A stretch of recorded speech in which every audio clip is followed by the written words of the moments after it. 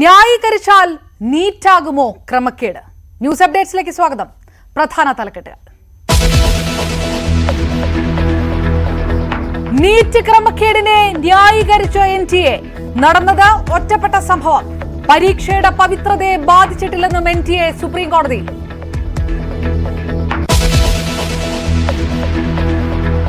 ISRO ചാരക്കേസിൽ നമ്പി നാരായണനെ CB Mathews arrest ചെയ്തത് തെളിവില്ലാതെയെന്ന് CBI കുറ്റപത്രം. ചാരക്കേസ് കെട്ടിച്ചമച്ചതെന്ന് CA ആയിരുന്ന S വിജയൻ.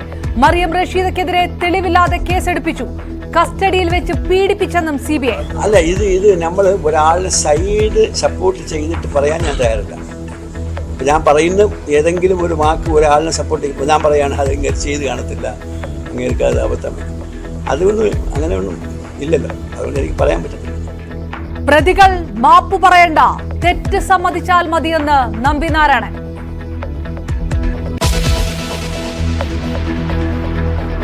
വിവാഹമോചിതയായ മുസ്ലിം സ്ത്രീക്ക് ജീവനാംശത്തിന് അർഹത. ജീവനാംശം ദാനമല്ല, അവകാശമെന്നും സുപ്രീം കോടതിയുടെ നിർണായക വിധി.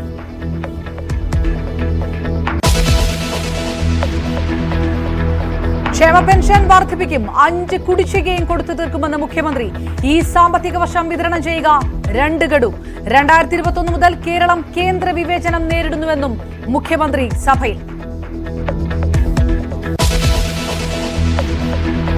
സർ, 19 വയസ്സുകാരിയായ ഒരു ദളിത് പെൺകുട്ടി നേരെ പോയി പോലീസ് സ്റ്റേഷനിൽ ചെന്ന് ഒരു പരാതി കൊടുത്തിട്ട് ആ പരാതിയെക്കുറിച്ച് അന്വേഷിക്കാത്ത പോലീസ് സ്റ്റേഷൻ അടച്ചുപൂട്ടണം. സാർ, അടച്ചുപൂട്ടണം.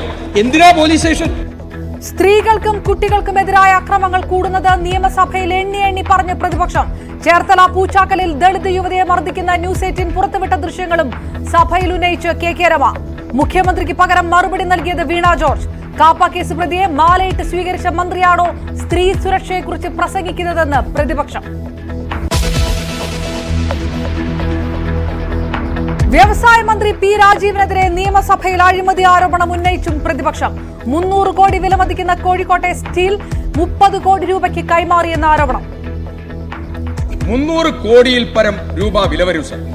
ആ 300 കോടിയിൽ പരം രൂപ വില വരുന്ന ഈ സ്റ്റീൽ കോംപ്ലക്സിന്റെ ഈ സ്ഥാപനം ഛത്തീസ്ഗഡിലുള്ളതായ ഒരു Chhattisgarh outsourcing services private limited എന്ന് പറയുന്ന ഒരു സ്ഥാപനത്തിന് 30 കോടി രൂപ ചുളി വിലക്ക് കൈമാറിയിരിക്കുകയാണ് സർ. അതീവ ഗൗരവതരമായ ഒരു സാഹചര്യം. ആരോപണം നിഷേധിച്ച് KN ബാലഗോപാൽ. P രാജീവിന്റെ മറുപടി നാളെ.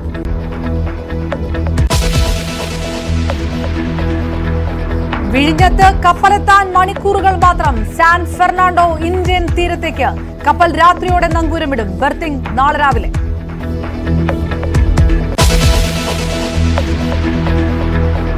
കേസ് സ്വന്തം ചെലവിൽ മതിയെന്ന് VC-മാരോട് ഗവർണർ.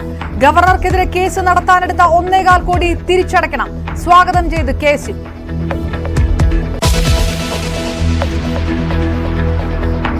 നാല് പതിറ്റാണ്ടിനിടെ ഇന്ത്യൻ പ്രധാനമന്ത്രി ഓസ്ട്രിയയിൽ. നരേന്ദ്രമോദിയെ വരവേറ്റത് വന്ദേ മാതരം ആലപിച്ച്. പ്രസിഡന്റുമായും ചാൻസലറുമായും മോദിയുടെ കൂടിക്കാഴ്ച.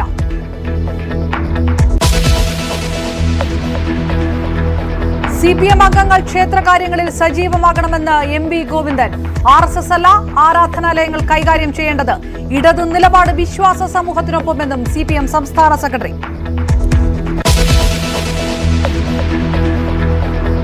വാർത്തകളിലേക്ക് വിശദമായി. ISRO ചാരക്കേസ് കെട്ടിച്ചമച്ചതെന്ന് CBI കുറ്റപത്രം. കേസിന് പിന്നിൽ അന്നത്തെ CI S വിജയൻ എന്ന് CBIയുടെ കണ്ടെത്തൽ. നമ്പി നാരായണനെ പ്രതിയാക്കിയത് ഗൂഢാലോചനയുടെ ഭാഗം. മറിയം റഷീദയോടുള്ള S വിജയന്റെ വിരോധമാണ് കേസിലേക്ക് നയിച്ചതെന്നും CBI കണ്ടെത്തൽ.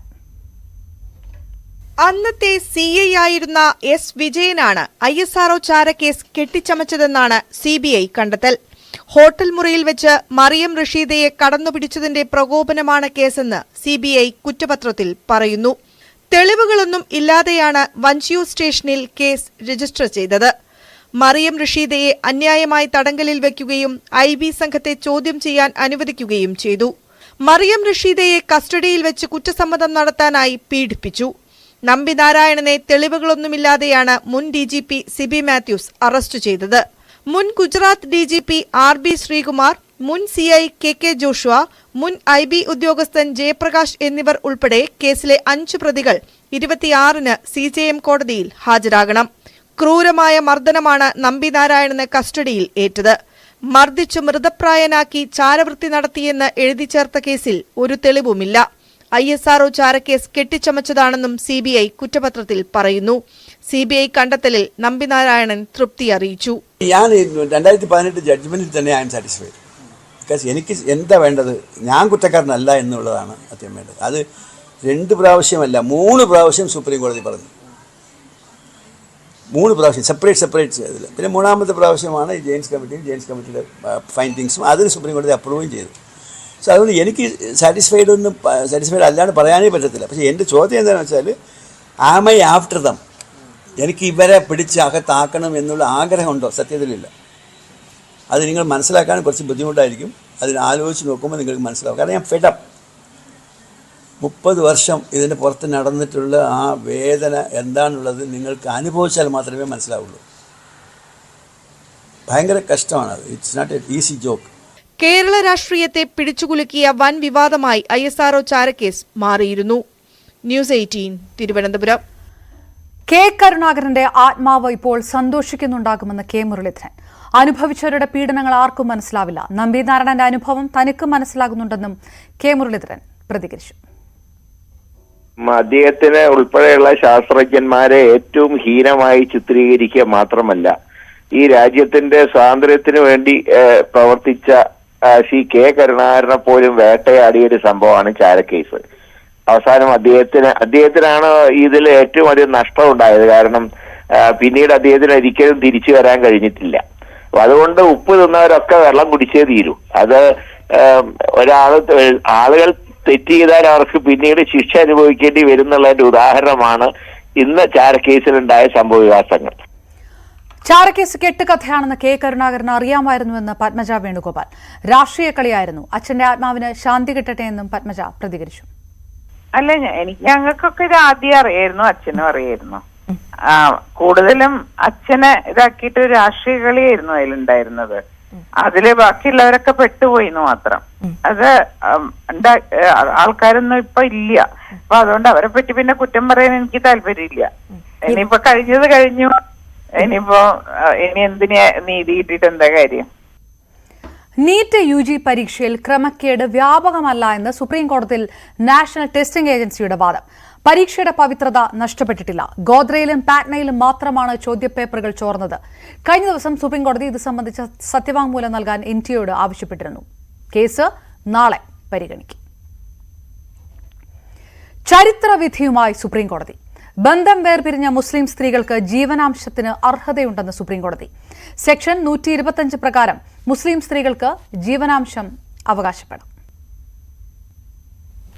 വിവാഹമോചിതരായ മുസ്ലിം സ്ത്രീകൾക്ക് മുൻ ഭർത്താവിൽ നിന്നും ജീവനാംശത്തിന് അവകാശമുണ്ടെന്ന ചരിത്ര ഉത്തരവിറക്കിയിരിക്കുകയാണ് സുപ്രീം കോടതി. ക്രിമിനൽ നടപടിക്രമത്തിന്റെ 125-ാം വകുപ്പ് എല്ലാ സ്ത്രീകൾക്കും ബാധകമാണെന്നും സുപ്രീം കോടതി വ്യക്തമാക്കി. മുസ്ലിം സ്ത്രീകളുടെ വിവാഹമോചനത്തിനുള്ള അവകാശങ്ങൾ സംരക്ഷിക്കൽ നിയമം മതേതര നിയമത്തെ മറികടക്കില്ലെന്നാണ് ഇന്ന് സുപ്രീം കോടതി വ്യക്തമാക്കിയത്. ജീവനാംശം നൽകുന്നതിനെതിരെ നേരത്തെ സമർപ്പിക്കപ്പെട്ട ഹർജി പരിഗണിക്കവെയാണ് സുപ്രീം കോടതിയുടെ ഉത്തരവ്. Justice BV Nagarathna, justice Augustine George Masih എന്നിവരടങ്ങിയ ബെഞ്ചിന്റേതാണ് വിധി. CRPC സെക്ഷൻ 125 പ്രകാരം ഏതൊരു മുസ്ലിം സ്ത്രീക്കും വിവാഹബന്ധം വേർപ്പെടുത്തിയ ഭർത്താവിൽ നിന്നും ജീവനാംശം ആവശ്യപ്പെടാം.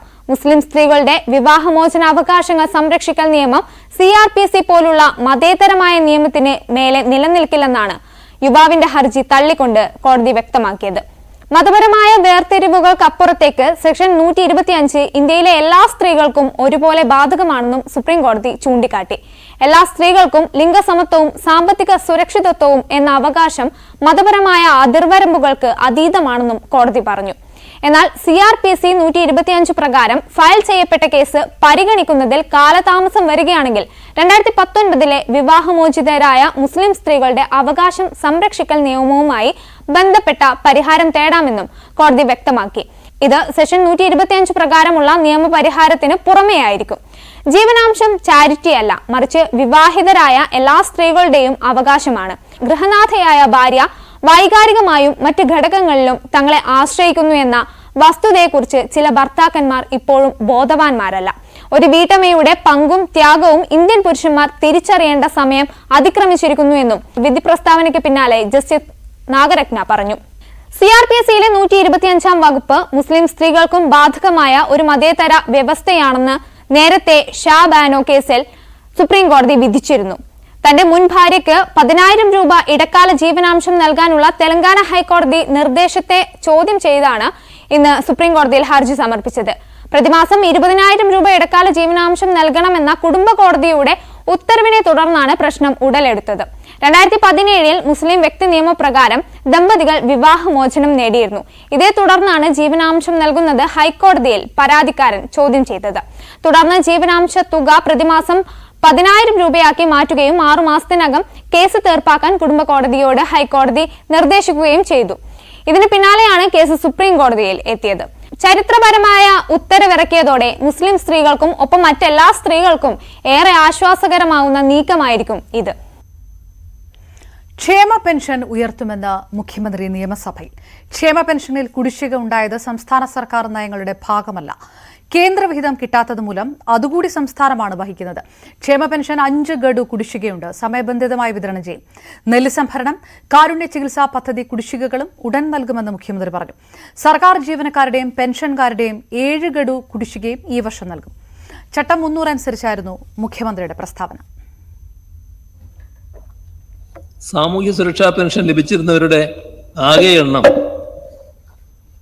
34,43,414 ഇവർക്ക് 600 രൂപ വീതമാണ് പെൻഷനായി നൽകി വന്നിരുന്നത്. ഇത് തന്നെ 18 മാസം വരെ കുടിശ്ശികയായിരുന്നു എന്നത് ഏറെ ചർച്ചകൾക്കിടയാക്കിയതാണ്. 2016-ൽ വന്ന LDF സർക്കാരാണ് കുടിശ്ശിക മുഴുവൻ തീർത്തു നൽകിയത്. ഇപ്പോഴാകട്ടെ 62 ലക്ഷം പേർക്ക് സാമൂഹ്യ സുരക്ഷാ പെൻഷൻ നൽകുന്നുണ്ട്. പെൻഷൻ തുക ഘട്ടം ഘട്ടമായി ഉയർത്തി 1,600 രൂപയുമാക്കിയിട്ടുമുണ്ട്. ഇത് ഇനിയും വർദ്ധിപ്പിക്കുന്നതിനാണ് സർക്കാർ ലക്ഷ്യമിടുന്നത്. ആലപ്പുഴ പൂച്ചാക്കലിൽ ദളിത് പെൺകുട്ടിയെ മർദ്ദിച്ച സംഭവം ഉൾപ്പെടെ സ്ത്രീകൾ നേരിടുന്ന അതിക്രമങ്ങൾ സഭയിൽ ഉന്നയിച്ച് പ്രതിപക്ഷം. KK രമയാണ് ന്യൂസ് 18 പുറത്തു കൊണ്ടുവന്ന പൂച്ചാക്കൽ സംഭവം സഭയിൽ ഉന്നയിച്ചത്. സ്ത്രീകൾക്കും കുട്ടികൾക്കുമെതിരായ അതിക്രമം വർദ്ധിച്ചു വരുമ്പോഴും സർക്കാർ ലാഘവത്തോടെയാണ് കൈകാര്യം ചെയ്യുന്നതെന്ന് KK രമ വിമർശിച്ചു. പൂച്ചാക്കൽ കേസിലെ പ്രതികൾക്ക് ഭരണ സ്വാധീനമുണ്ടെന്നും രമ തുറന്നടിച്ചു. സ്ത്രീകൾക്കും കുട്ടികൾക്കുമെതിരെയുള്ള വളരെ പ്രധാനപ്പെട്ട വിഷയമാണ്. ഒരുപാട് കാലങ്ങളായി ഇത് വർദ്ധിച്ചു വരികയാണ്. നമ്മൾ ചർച്ച ചെയ്തുകൊണ്ടിരിക്കുകയാണ്. ഈ പ്രധാനപ്പെട്ട വിഷയം സർക്കാർ ലാഘവത്തോടു കൂടിയാണ് എടുക്കുന്നത് എന്നുള്ളത് തുടക്കം തന്നെ തോന്നിയാണ്. അതുകൊണ്ടാണ് ബഹുമാനപ്പെട്ട മുഖ്യമന്ത്രിയോടാണ് ഇത് ആവശ്യപ്പെട്ടത്. പോലീസിന്റെ നടപടിയും കൂടി ഇതിനകത്ത് ചർച്ച ചെയ്യപ്പെടണം എന്നുള്ളത് കൊണ്ട് മുഖ്യമന്ത്രി ഇതിനകത്ത് ഹാജരായിട്ടില്ല. ഇതിന് എത്ര ലാഘവത്തോടു കൂടിയാണ് സർക്കാർ ഈ വിഷയങ്ങളെ കാണുന്നത് എന്നതിന്റെ ഏറ്റവും പ്രധാനപ്പെട്ട ഉദാഹരണം കൂടിയാണ് സാർ അത്. ബഹുമാനപ്പെട്ട മിനിസ്റ്റർ പറഞ്ഞു അത് കേസ് രജിസ്റ്റർ ചെയ്തു. സാർ ആ പ്രതികൾ എവിടെയാണ്? എന്താണ് ആ പ്രതികളെ അറസ്റ്റ് ചെയ്യാത്തത്? കാരണം ആ പ്രതികൾ CPM-കാരാണ് സാർ. CPM-ലെ പ്രവർത്തകരായ തൈക്കാട്ടുശ്ശേരിയിലെ CPM പ്രവർത്തകനായ ഷൈജു ആണ് ഈ കേസിലെ പ്രധാനപ്പെട്ട പ്രതി. അപ്പോൾ പാർട്ടിക്കാരാണെങ്കിൽ സംരക്ഷിക്കുകയും അവർക്ക് കുടപിടിക്കുകയും ചെയ്യുന്നു എന്നതാണ് നമുക്കിവിടെ കാണാൻ സാധിക്കുന്നത്. റൂൾ 50 പ്രകാരമുള്ള നോട്ടീസ് മുഖ്യമന്ത്രിക്കാണ് നൽകിയത്. എന്നാൽ സഭയുടെ ഓഫീസിലുണ്ടായിട്ട് മറുപടി പറയാൻ മുഖ്യമന്ത്രി തയ്യാറായില്ല. ഇതിൽ രമ അതൃപ്തി പ്രകടിപ്പിക്കുകയും ചെയ്തു. മുഖ്യമന്ത്രിക്ക് പകരം മന്ത്രി വീണ ജോർജാണ് മറുപടി നൽകിയത്. ഒരാളെയും സംരക്ഷിക്കില്ലെന്നും മുഖം നോക്കാതെ നടപടിയെടുക്കുമെന്നും വീണ ജോർജ് പറഞ്ഞു. ഇതിൽ സർക്കാരിന് ഒരു നിലപാടേ ഉള്ളൂ. അതേത് കേസാണെങ്കിലും ആ നിലപാട് സ്ത്രീകൾക്കും കുട്ടികൾക്കും എതിരെ അതിക്രമം നടത്തുന്ന ഒരാളെയും സംരക്ഷിക്കില്ല. മുഖം നോക്കാതെ നടപടിയെടുക്കും സർ. അതിൽ ഇവിടെ പരാമർശിച്ച കേസ് ബഹുമാനിയായ അരൂർ അംഗത്തിന്റെ മണ്ഡലത്തിലുള്ള കേസ് സർ, അതിൽ സർക്കാർ നടപടി സ്വീകരിച്ചു. അതിൽ കേസ് എടുത്തു പോലീസ് 2 പ്രതികളെ അറസ്റ്റ് ചെയ്തിട്ടുണ്ട്. ബഹുമാനിയായ പ്രമേയ അവതാരകയ്ക്ക് അന്വേഷിക്കാം. പ്രാദേശികമായി CPIM പാർട്ടി ഒരു കാരണവശാലും പ്രതികളെ പിന്തുണയ്ക്കുന്നില്ല. അവിടെ നടപടി എടുക്കണമെന്ന നിലപാടാണ് സ്വീകരിക്കുന്നത്. പോലീസിന്റേതായിട്ടുള്ള നടപടികൾ സ്വീകരിച്ചതുകൊണ്ടാണ് 2 പ്രതികളെ അറസ്റ്റ് ചെയ്തത്. പരാതി നൽകിയിട്ടും ഒരു അന്വേഷണവും നടത്താത്ത പോലീസ് സ്റ്റേഷൻ അടച്ചുപൂട്ടണമെന്നും കാപ്പ കേസ് പ്രതിയെ മാലയിട്ട് സ്വീകരിച്ച മന്ത്രിയാണ് നിലപാട് പഠിപ്പിക്കാൻ വരുന്നതെന്നും പ്രതിപക്ഷ നേതാവ് വി ഡി സതീശൻ വിമർശിച്ചു. സർക്കാർ നിലപാടിൽ പ്രതിഷേധിച്ച് പ്രതിപക്ഷം സഭയിൽ നിന്ന് ഇറങ്ങിപ്പോയി. സർ, ആ പരാതി കൊടുത്തിട്ട് 48 മണിക്കൂറും ഒരു അന്വേഷണവും ആ പോലീസ് സ്റ്റേഷനിൽ നടക്കുന്നില്ല. സർ, 19 വയസ്സുകാരിയായ ഒരു ദളിത് പെൺകുട്ടി നേരെ പോയി പോലീസ് സ്റ്റേഷനിൽ ചെന്ന് ഒരു പരാതി കൊടുത്തിട്ട് ആ പരാതിയെക്കുറിച്ച് അന്വേഷിക്കാത്ത പോലീസ് സ്റ്റേഷൻ അടച്ചുപൂട്ടണം. സാർ, അടച്ചുപൂട്ടണം. എന്തിനാ പോലീസ് സ്റ്റേഷൻ? ആരെ സംരക്ഷിക്കാനാണ് നിങ്ങളുടെ പോലീസ്? 19 വയസ്സുകാരിയെ പെൺകുട്ടി മകളെ പോലെ കാണണ്ടേ? അപ്പൊ തന്നെ പോണ്ടേ വണ്ടിയെടുത്ത് അന്വേഷിക്കാൻ? അത് പോലീസ് അന്വേഷിക്കാത്തതാണ് അവിടെ ആക്രമണം നടക്കാൻ കാര്യം. വ്യവസായ മന്ത്രി പി രാജീവിനെതിരെ നിയമസഭയിൽ അഴിമതി ആരോപണം ഉന്നയിച്ച് പ്രതിപക്ഷം. 300 കോടി രൂപ വിലമതിക്കുന്ന കോഴിക്കോട്ടെ സ്റ്റീൽ കോംപ്ലക്സ് ഛത്തീസ്ഗഡിലെ കമ്പനിക്ക് 30 കോടി രൂപയ്ക്ക് കൈമാറിയെന്നും മന്ത്രി അറിയാതെ എങ്ങനെ തീരുമാനമെടുത്തുവെന്നും ടി സിദ്ദിഖാണ് ഉന്നയിച്ചത്. റിയൽ എസ്റ്റേറ്റിന് വേണ്ടിയുള്ള നീക്കമാണ് നടന്നതെന്നും എതിർപ്പുയർന്നതോടെ സർക്കാരിന് കോടതിയെ സമീപിക്കേണ്ടി വന്നതായും ടി സിദ്ദിഖ് ആരോപിച്ചു. സഭയിലില്ലാതിരുന്ന മന്ത്രി ആരോപണങ്ങൾക്ക് നാളെ മറുപടി പറയും. പി രാജീവിനെതിരെയുള്ള അഴിമതി ആരോപണത്തിൽ മറുപടിയുമായി കെ എൻ ബാലഗോപാൽ. അഴിമതി ആരോപണം അടിസ്ഥാനരഹിതമാണെന്നും വസ്തുതകളുമായി ബന്ധമില്ലെന്നും മന്ത്രി പറഞ്ഞു. നാഷണൽ ലോ കമ്മിറ്റി ട്രൈബ്യൂണലിൽ സർക്കാർ അറിയാതെയാണ് വിധി വന്നതെന്നും അതിനെതിരെ അപ്പീൽ പോയിട്ടുണ്ടെന്നും കെ എൻ ബാലഗോപാൽ പറഞ്ഞു. സമരം തുടങ്ങിയ ശേഷം മാത്രമാണ് സർക്കാർ അപ്പീൽ പോയതെന്ന് പ്രതിപക്ഷ നേതാവ് പറഞ്ഞു. കാലടി ശങ്കര കോളേജിലെ വിദ്യാർത്ഥിനികളുടെ ചിത്രം ഫേസ്ബുക്കിലെ അശ്ലീല ഗ്രൂപ്പുകളിൽ പ്രചരിപ്പിച്ച സംഭവത്തിൽ സ്റ്റേഷൻ ജാമ്യത്തിൽ വിട്ട പ്രതി രോഹിതിനെ വീണ്ടും കാലടി പോലീസ് കസ്റ്റഡിയിലെടുത്തു. പ്രായപൂർത്തിയാകാത്ത പെൺകുട്ടിയുടെ ചിത്രം അശ്ലീല ഗ്രൂപ്പുകൾ പ്രചരിപ്പിച്ചെന്ന പുതിയ പരാതിയുടെ പശ്ചാത്തലത്തിലാണ് വീണ്ടും കസ്റ്റഡിയിലെടുത്തത്. വിവരങ്ങളുമായി ഡാനി പോൾ ചേർന്നു. ഡാനി, വീണ്ടും വന്നിരിക്കുന്ന പരാതി ഇത് തന്നെയാണോ? വിശദാംശങ്ങൾ എന്താണ്? അപർണ, വീണ്ടും ഇയാൾക്കെതിരെ പരാതി വന്ന ഒരു സാഹചര്യത്തിൽ കൂടിയാണ് ഇപ്പോൾ വീണ്ടും കസ്റ്റഡിയിലെടുത്തത്. നേരത്തെ ഇയാളെ കസ്റ്റഡിയിലെടുക്കുകയും അതോടൊപ്പം തന്നെ സ്റ്റേഷൻ ജാമ്യത്തിൽ വിട്ടതിനെതിരെ വലിയ രീതിയിലുള്ള പ്രതിഷേധം ഉണ്ടാവുകയും ചെയ്തിരുന്നു. നിയമസഭയിലടക്കം പ്രതിപക്ഷം ഇത് വലിയ വിഷയമായിട്ട് തന്നെ ഉയർത്തിക്കൊണ്ടുവരികയും ചെയ്ത ഒരു സാഹചര്യം കൂടി നിലനിൽക്കുന്നുണ്ട്. ഇതുകൂടി കണക്കിലെടുത്തുകൊണ്ടാണ് ഇപ്പോഴത്തെ നടപടി എന്നാണ് മനസ്സിലാക്കാൻ കഴിയുന്നത്. ഇയാളെ വീണ്ടും വിളിച്ചു വരുത്തുകയും അതോടൊപ്പം തന്നെ ഇയാളെ കസ്റ്റഡിയിൽ എടുക്കുകയുമാണ് ചെയ്തിട്ടുള്ളത്. പ്രായപൂർത്തിയാകാത്ത പെൺകുട്ടികളുടെ ചിത്രം അശ്ലീല ഗ്രൂപ്പുകളിൽ പ്രചരിപ്പിച്ചെന്നതാണ് പുതിയ ഒരു പരാതിയുമായിട്ട് വന്നിരിക്കുന്നത്. ഇതിൽ ഇയാൾക്കെതിരെയും മറ്റു ചില പരാതികൾ കൂടി വന്നിട്ടുള്ളതായിട്ടാണ് അറിയാൻ സാധിക്കുന്നത്. അത്തരം പരാതികൾ, പുതിയ പരാതികൾ കൂടി വരുന്ന സാഹചര്യവും കൂടി കണക്കിലെടുത്തിരിക്കുന്നു. ഒപ്പം ഗൗരവതരമായ മറ്റു വകുപ്പുകൾ കൂടി ഇയാൾക്കെതിരെ ചുമത്തും എന്ന സൂചന കൂടി വരുന്നുണ്ട്. പ്രത്യേകിച്ച് ഇതുപോലുള്ള ഒരു പ്രതിഷേധം അടക്കം നിലനിൽക്കുന്ന ഒരു സാഹചര്യത്തിൽ കൂടിയാണ്. എന്തായാലും ആദ്യം സ്റ്റേഷൻ ജാമ്യത്തിൽ വിട്ട നടപടിയും ഇതോടൊപ്പം തന്നെ ചർച്ചയാകും എന്ന കാര്യത്തിൽ യാതൊരു സംശയവുമില്ല. ഇപ്പോൾ വീണ്ടും കസ്റ്റഡിയിലെടുത്തിരിക്കുകയാണ്. വൈകാതെ ഇയാളുടെ അറസ്റ്റ് രേഖപ്പെടുത്തും. നേരത്തെ ഇതിന് വിരുദ്ധമായി ഇപ്പോൾ കൂടുതൽ വകുപ്പുകൾ, ഗൗരവതരമായ വകുപ്പുകൾ കൂടി കൂട്ടിച്ചേർക്കുമെന്നാണ് അറിയാനായിട്ട് സാധിക്കുന്നത്. കാലടി പോലീസാണ് ഇയാളെ കസ്റ്റഡിയിലെടുത്തിട്ടുള്ളത്. അപർണ. റൈറ്റ്, ഡാനി പോൾ കൊച്ചിയിൽ നിന്ന്. വിഴിഞ്ഞം തുറമുഖത്ത് ആദ്യ മദർഷിപ്പ് എത്താൻ മണിക്കൂറുകൾ മാത്രം ബാക്കി നിൽക്കെ ആവേശത്തിലാണ് തലസ്ഥാനം. കൊളംബോ തുറമുഖത്ത് നിന്ന് വിഴിഞ്ഞം ലക്ഷ്യമാക്കി യാത്ര തുടരുന്ന സാൻ ഫെർണാണ്ടോ എന്ന ചരക്ക് കപ്പൽ രാത്രി 10 മണിയോടെ വിഴിഞ്ഞം തീരത്ത് രാജ്യാന്തര കപ്പൽശാലയിൽ 10 നോട്ടിക്കൽ മൈൽ അകലത്തിലെത്തും. തുടർന്ന് നാളെ പുലർച്ചെയോടെയാകും തുറമുഖ കവാടത്തിലേക്ക് കപ്പൽ അടുപ്പിക്കുക. ചൈനയിലെ സിയാൻമെൻ തുറമുഖത്ത് നിന്ന് പുറപ്പെട്ട രാജ്യാന്തര ചരക്ക് കപ്പൽ ആയ സാൻ ഫെർണാണ്ടോ വിഴിഞ്ഞം രാജ്യാന്തര തുറമുഖത്തെത്താൻ മണിക്കൂറുകൾ മാത്രം ബാക്കി നിൽക്കുമ്പോൾ ഒരുക്കങ്ങളെല്ലാം സജ്ജമാണ് വിഴിഞ്ഞം തീരത്ത്.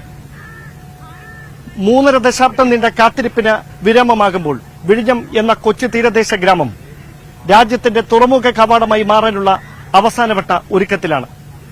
തുറമുഖ വകുപ്പ് മന്ത്രി വി എൻ വാസവന്റെ നേതൃത്വത്തിൽ സർക്കാർ തലത്തിലുള്ള എല്ലാ ഒരുക്കങ്ങളും പൂർത്തിയാക്കിയിരിക്കുകയാണ്. മുഖ്യമന്ത്രി പിണറായി വിജയൻ വെള്ളിയാഴ്ച രാവിലെ 10 മണിക്കാകും തീരത്ത് കപ്പലിനെ വരവേൽക്കുക. ഏതാണ്ട് 1960ഓളം കണ്ടെയ്നറുകളുമായാണ് കപ്പൽ വിഴിഞ്ഞം തീരത്തേക്ക് എത്തുന്നത്. 10 നോട്ടിക്കൽ മൈൽ അകലെ രാജ്യാന്തര കപ്പൽശാലയിൽ നിന്ന് അദാനി പോർട്ടിന്റെ മറൈൻ മേധാവിയായ തുഷാർ കിനകറാകും കപ്പലിന്റെ നിയന്ത്രണം ഏറ്റെടുക്കുക. തുടർന്ന് 4 ടഗ് ബോട്ടുകളുടെ സഹായത്തോടെയാകും ഈ ബ്രേക്ക് വാട്ടറിന് സമീപത്തേക്ക് കപ്പലിനെ എത്തിക്കുക. അവിടെ നിന്ന് നാളെ പുലർച്ചെ മുതൽ, നാളെ രാവിലെ ഏതാണ്ട് 10 മണി മുതലായിരിക്കും ഈ കണ്ടെയ്നറുകൾ ഇവിടെ ഇറക്കുന്ന തരത്തിലേക്ക് മറ്റ് സജ്ജീകരണങ്ങളൊക്കെ പൂർത്തിയാക്കുക എന്നാണ് അദാനി ഗ്രൂപ്പ് അധികൃതർ വ്യക്തമാക്കിയിരിക്കുന്നത്. എന്തായാലും ആദ്യം ട്രയൽ റണ്ണാണ് നടക്കുന്നത്. അതുകൊണ്ട് തന്നെ വിദഗ്ധ പരിശീലനം നേടിയിട്ടുള്ള ആളുകളെ തന്നെയാണ് എല്ലാ തരത്തിലുള്ള ജോലികൾക്ക് വേണ്ടി നിയോഗിച്ചിരിക്കുന്നത്. സ്വാഭാവികമായി പ്രാദേശികമായി ഉയർന്നു വന്ന ഒരുപാട് എതിർപ്പുകൾ ഉണ്ടായിരുന്നു. അവർക്ക് 50% തൊഴിൽ വിഴിഞ്ഞം പ്രദേശവാസികൾക്ക് തന്നെ നൽകുമെന്ന സർക്കാരിന്റെ വാഗ്ദാനമുണ്ടായിരുന്നു. പക്ഷേ അത് ട്രയൽ റൺ നടക്കുന്ന ഘട്ടത്തിൽ നടപ്പിലാക്കാൻ കഴിയാത്ത ഒരു പ്രായോഗിക ബുദ്ധിമുട്ടുകൾ നിലനിൽക്കുന്ന സാഹചര്യമുണ്ട്. അത് വ്യക്തമായി തന്നെ തുറമുഖ വകുപ്പ് മന്ത്രി തന്നെ പരാമർശിച്ചിട്ടുമുണ്ട്. അതായത് ആദ്യഘട്ടത്തിൽ പരിശീലനം നേടിയ ആളുകളെ തന്നെ ഇതുമായി ബന്ധപ്പെട്ട പ്രവർത്തനങ്ങൾ ഏകോപിപ്പിക്കുന്നതിന് ആവശ്യമായതിനാലാണ് പ്രദേശവാസികൾക്ക് തൊഴിൽ നൽകാൻ പ്രായോഗികമായ തടസ്സം നിലനിൽക്കുന്നതെന്നാണ് അദ്ദേഹം അറിയിച്ചിരിക്കുന്നത്. അവർക്ക് പരിശീലനം നൽകുന്നതിന് വേണ്ടി അസാപ്പിന്റെ നേതൃത്വത്തിൽ പ്രത്യേക പരിശീലന പരിപാടികൾ ഇതിനോടകം തന്നെ പുരോഗമിച്ചുകൊണ്ടിരിക്കുകയാണ്. എന്തായാലും ഉദ്ഘാടനത്തോടനുബന്ധിച്ച് ഏതാണ്ട് 10,000-ഓളം ആളുകൾക്ക് ഇരിക്കുന്നതിന് വേണ്ടിയുള്ള ക്രമീകരണങ്ങൾ, ഈ പരിപാടികൾ വീക്ഷിക്കുന്നതിന് വേണ്ടിയുള്ള ക്രമീകരണങ്ങളാണ് വിഴിഞ്ഞം തുറമുഖ കവാടത്തിൽ സജ്ജമാക്കിയിരിക്കുന്നത്. സ്വാഭാവികമായി ഒരുപാട് പ്രാദേശികമായ എതിർപ്പുകളെയൊക്കെ അതിജീവിച്ചുകൊണ്ടാണ് വിഴിഞ്ഞം രാജ്യാന്തര തുറമുഖം യാഥാർത്ഥ്യമാകാൻ പോകുന്നത്. സ്വാഭാവികമായി അത്തരത്തിലുള്ള പ്രതിഷേധങ്ങൾ ഇനിയും ഉയർന്നു വരാനുള്ള സാധ്യത മുന്നിൽ കണ്ടുകൊണ്ട് അത് പരമാവധി ഇല്ലാതാക്കുന്നതിന് വേണ്ടി, അത്തരം പ്രതിഷേധങ്ങളുടെ ശബ്ദം ഇല്ലാതാക്കുന്നതിന് വേണ്ടിയുള്ള എല്ലാ ഒത്തുതീർപ്പ് ശ്രമങ്ങളും സർക്കാർ തലത്തിൽ നടക്കുന്നുവെന്നതാണ് എടുത്തു പറയേണ്ട കാര്യം. എന്തായാലും ഇവിടേക്ക് എത്തുന്ന ഈ സാൻ ഫെർണാണ്ടോ എന്ന കപ്പലിൽ നിന്ന് ഏതാണ്ട് 2000-ഓളം വരുന്ന കണ്ടെയ്നറുകൾ ഈ തുറമുഖ ബർത്തിലേക്ക് എടുത്തു വെക്കുന്നതിന് വേണ്ടി സ്ഥാപിച്ചിട്ടുള്ള ഷിപ്പ് ടു ഷോർ ക്രെയിനുകളാണ്. ഏതാണ്ട് 8 ക്രെയിനുകളാണ്. രാജ്യത്ത് തന്നെ ഏറ്റവും വലിപ്പമുള്ള 100 മീറ്റർ നീളമുള്ള 8 ക്രെയിനുകളാണ് സമാനമായ തരത്തിൽ ഈ ബർത്തിന് സമീപം സ്ഥാപിച്ചിരിക്കുന്നത്. അതോടൊപ്പം തന്നെ 27-ഓളം യാർഡ് ക്രെയിനുകൾ, ഇനി ഒരു ക്രെയിൻ കൂടി ഇവിടേക്ക് ഇതുമായി ബന്ധപ്പെട്ട പ്രവർത്തനങ്ങൾക്ക് വേണ്ടി എത്താനുണ്ട്. മറ്റ് സജ്ജീകരണങ്ങളൊക്കെ പൂർത്തിയാക്കിയിട്ടുമുണ്ട്. പ്രധാനമായി ഇവിടേക്ക് ഇപ്പോൾ എത്തുന്ന കണ്ടെയ്നറുകൾ റോഡ് മാർഗമോ റെയിൽ മാർഗമോ ആയിരിക്കില്ല, മറിച്ച് ജലമാർഗം തന്നെ ഇവിടുന്ന് രാജ്യത്തെ തുത്തുക്കുടി ഉൾപ്പെടെയുള്ള മുംബൈ ഉൾപ്പെടെയുള്ള മറ്റ് തുറമുഖങ്ങളിലേക്ക് എത്തിക്കുന്നതിന് വേണ്ടിയിട്ടുള്ള ക്രമീകരണങ്ങളാണ് സജ്ജമാക്കിയിരിക്കുന്നത്. വിഴിഞ്ഞം തുറമുഖത്തിന്റെ പ്രധാനപ്പെട്ട സവിശേഷതയായി എടുത്തു പറഞ്ഞിരുന്നത് സ്വാഭാവിക ആഴം തന്നെയാണ്. 20 മീറ്ററോളം ഉള്ള സ്വാഭാവിക ആഴം തന്നെയായിരുന്നു. അതുകൊണ്ട് ഡ്രഡ്ജിംഗ് പോലും ആവശ്യമില്ലാതെ മദർഷിപ്പുകൾക്ക് ഈ 10 നോട്ടിക്കൽ മൈൽ അകലെ വരെ എത്താൻ കഴിയുന്നുവെന്ന ഏറ്റവും വലിയ സവിശേഷത രാജ്യത്തിന്റെ തുറമുഖ കവാടമായി വിഴിഞ്ഞം മാറുന്നുവെന്നതിന്റെ പ്രധാന പ്രത്യേകതയായി എടുത്തു പറഞ്ഞതും ഇതേ കാരണം കൊണ്ട് തന്നെയാണ്. എന്തായാലും സംസ്ഥാനത്തിന്റെ വാണിജ്യ വ്യവസായ വിനോദസഞ്ചാര മേഖലയിൽ വികസനത്തിൽ വലിയ പാന്താവ് തുറന്നിട്ടുകൊണ്ടാണ് ഈ രാജ്യാന്തര തുറമുഖം യാഥാർത്ഥ്യമാകാൻ പോകുന്നത്. ഓരോ രാഷ്ട്രീയ പാർട്ടികളും അവകാശവാദവുമായി രംഗത്തെത്തുന്നുവെങ്കിലും ജാതിക്കും മതത്തിനും രാഷ്ട്രീയത്തിനും ഒക്കെ അതീതമായി ഈ നാടിന്റെ സമഗ്രമായ വികസനത്തിന് വിഴിഞ്ഞം രാജ്യാന്തര തുറമുഖം വഴിവെക്കുമെന്ന പ്രതീക്ഷയിൽ തന്നെയാണ് മലയാളക്കര ഒന്നാകെ വിഴിഞ്ഞം രാജ്യാന്തര തുറമുഖത്തേക്ക് ആദ്യമായി എത്തുന്ന സാൻ ഫെർണാണ്ടോ എന്ന കപ്പലിനെ വരവേൽക്കാനായി ഒരുങ്ങുന്നത്. വിഴിഞ്ഞം രാജ്യാന്തര തുറമുഖത്തു നിന്നും ക്യാമറമാൻ ബിബിൻ മുരളിക്കൊപ്പം ഡാൻ കുര്യൻ, ന്യൂസ് 18. ഉമ്മൻചാണ്ടി സർക്കാരിന്റെ കാലത്താണ് വിഴിഞ്ഞം പദ്ധതി തുടങ്ങിയതെന്ന വാദം തെറ്റാണെന്ന് തുറമുഖ വകുപ്പ് മന്ത്രി V N Vasavan. E K Nayanar സർക്കാരാണ് ആദ്യമായി വിഴിഞ്ഞം പദ്ധതിക്കായി കമ്മിറ്റിയെ നിയോഗിച്ചത്. ഇതനുസരിച്ച് കുമാർ കമ്മിറ്റിയാണ് ആദ്യമായി പഠനം നടത്തിയതെങ്കിലും പിന്നീട് വന്ന എ കെ ആന്റണി സർക്കാർ ടെൻഡർ കൊടുത്തില്ല. വി എസ് അച്യുതാനന്ദൻ സർക്കാരാണ് ടെൻഡർ നൽകിയതെന്നും നിർമ്മാണ പ്രവർത്തനങ്ങൾ പൂർണ്ണമായി നിർവഹിച്ചത് പിണറായി സർക്കാരാണെന്നും വി എൻ വാസവൻ നിയമസഭയിൽ പറഞ്ഞു. വിഴിഞ്ഞം പദ്ധതിയുടെ 80% തുകയും മുടക്കിയത് സംസ്ഥാന സർക്കാരാണെന്ന് മന്ത്രി സജി ചെറിയാൻ. പദ്ധതി പൂർത്തീകരിക്കണമെന്നുള്ളത് ഇടത് സർക്കാരിന്റെ പ്രഖ്യാപിത ലക്ഷ്യമാണെന്ന് മന്ത്രി നിയമസഭയിൽ പറഞ്ഞു. രാജ്യസഭാ സീറ്റിനെ ചൊല്ലി സിപിഐ കൌൺസിലിൽ തർക്കം. പി സുനീറിന് രാജ്യസഭാ സീറ്റ് നൽകിയതിനെ എതിർത്ത് CPI council V S Sunilkumar. Suneer ചെറുപ്പമാണെന്നും ഇനിയും സമയമുണ്ടായിരുന്നുവെന്നും സുനിൽകുമാർ. വിവരങ്ങളുമായി തിരുവനന്തപുരത്ത് നിന്ന് വി അരുൺ ചേരുന്നു. അരുൺ, ഏത് രീതിയിലുള്ള ഒരു തർക്കത്തിലേക്ക് കൌൺസിൽ കടന്നു എന്നാണ്? സുനിൽകുമാർ മാത്രമാണോ ആ ഒരു എതിരഭിപ്രായം പ്രകടമാക്കിയത്?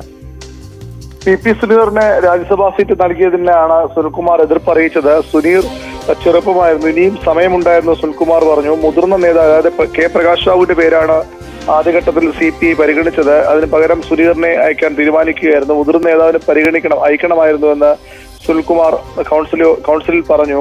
എന്നാൽ സുനിൽകുമാറിനെ പരിഹസിച്ച് AYFന്റെ സംസ്ഥാന പ്രസിഡന്റ് N അരുൺ സംസാരിച്ചു. 40 വയസ്സിന് മുൻപ് MLAയും 50 മുമ്പ് മന്ത്രിയുമായ ആൾ തന്നെ ഇത് പറയണമെന്നായിരുന്നു അരുണിന്റെ പരിഹാസം. ഈ സംസ്ഥാന കൌൺസിലിൽ മുഖ്യമന്ത്രിയെ കുറ്റപ്പെടുത്തേണ്ട എന്നൊരു പൊതുവികാരം എക്സിക്യൂട്ടീവ് എടുത്തതുപോലെ കൌൺസിലിലും തെരഞ്ഞെടുപ്പ് പരാജയത്തിന്റെ ഉത്തരവാദിത്തത്തിൽ മുഖ്യമന്ത്രിയെ മാത്രം കുറ്റപ്പെടുത്തേണ്ട എന്ന ചർച്ചയും ഉണ്ടായി. തെരഞ്ഞെടുപ്പ് തോൽവിയിൽ ഒരാളെ മാത്രം കുറ്റം പറഞ്ഞിട്ട് കാര്യമില്ലെന്ന് സംസ്ഥാന കൗൺസിലിൽ സംസ്ഥാന സെക്രട്ടറി ബിനോയ് വിശ്വമാണ് നിലപാടെടുത്തത്. മുഖ്യമന്ത്രിക്കെതിരെ ഉയർന്ന വിമർശനത്തിനായിരുന്നു ബിനോയിയുടെ മറുപടി. 2019 മുഖ്യമന്ത്രിയെ വലിയ രീതിയിൽ ഇതേപോലെ വിമർശിച്ചിരുന്നു സംസ്ഥാന കൗൺസിലിലും മറ്റു യോഗങ്ങളിലുമൊക്കെ. എന്നാൽ പിന്നീട് പിണറായിയുടെ പിറകെ ഉദ്ഘാടനത്തിന് വേണ്ടി ഇതേ നേതാക്കൾ തന്നെ നടന്നതും ബിനോയ് വിശ്വം ഓർമ്മിപ്പിച്ചു. തോൽവി സംഭവിച്ചു എന്ന് പറഞ്ഞ് ഒരാളെ ക്രൂശിക്കേണ്ട കാര്യമില്ല, തോറ്റേണ്ടത് ഒരാളുടെ മാത്രം കുറ്റമല്ലെന്നും ബിനോയ് വിശ്വം മറുപടിയായി പറഞ്ഞു. AYF SFI തർക്കമുണ്ട്, അത് CPM CPI തർക്കമായി മാറുന്നുണ്ടായിരുന്നു. SFIയിൽ തെറ്റ് ചൂണ്ടിക്കാട്ടിയ SFIയും ASFും തമ്മിൽ പോരടിക്കേണ്ടെന്ന ബിനോയ് വിശ്വം കൗൺസിലിൽ നിർദ്ദേശിച്ചു. തെറ്റുകൾ കണ്ടാൽ താൻ ഇനിയും ചൂണ്ടിക്കാട്ടും, പക്ഷെ അതിന്റെ പേരിൽ AYFും ASFും SFIയും തെരുവിൽ പോരടിക്കേണ്ടവരല്ല എന്ന നിലപാടാണ് ബിനോയ് വിശ്വം സ്വീകരിച്ചത്. VV അരുൺ വിവരങ്ങൾ നൽകിയത്. സ്വർണം വെള്ളി നിരക്കുകൾ നോക്കാം. കവിത ഗോൾഡ് ആൻഡ് ഡയമണ്ട്സ് ഇന്നത്തെ സ്വർണം വെള്ളി നിരക്കുകൾ നിങ്ങൾക്കായി സമർപ്പിക്കുന്നത് wedding collections from Kavitha gold and diamonds. സ്വർണം 22 ക്യാരറ്റ് ഗ്രാമിന് 6690 രൂപ, പവന് 53,520 രൂപ. 18 ക്യാരറ്റ് ഗ്രാമിന് 5575, പവന് 44,600 രൂപ. വെള്ളിഗ്രാം 99 രൂപ കിലോയ്ക്ക് 99,000 രൂപ. കവിത ഗോൾഡ് ആൻഡ് ഡയമണ്ട്സ് ഇന്നത്തെ സ്വർണം വെള്ളി നിരക്കുകൾ നിങ്ങൾക്കായി സമർപ്പിക്കുന്നത് wedding collections from Kavitha gold and diamonds. പൂർണ്ണമാകുന്നു ന്യൂസ് അപ്ഡേറ്റ്സ്. നമസ്കാരം.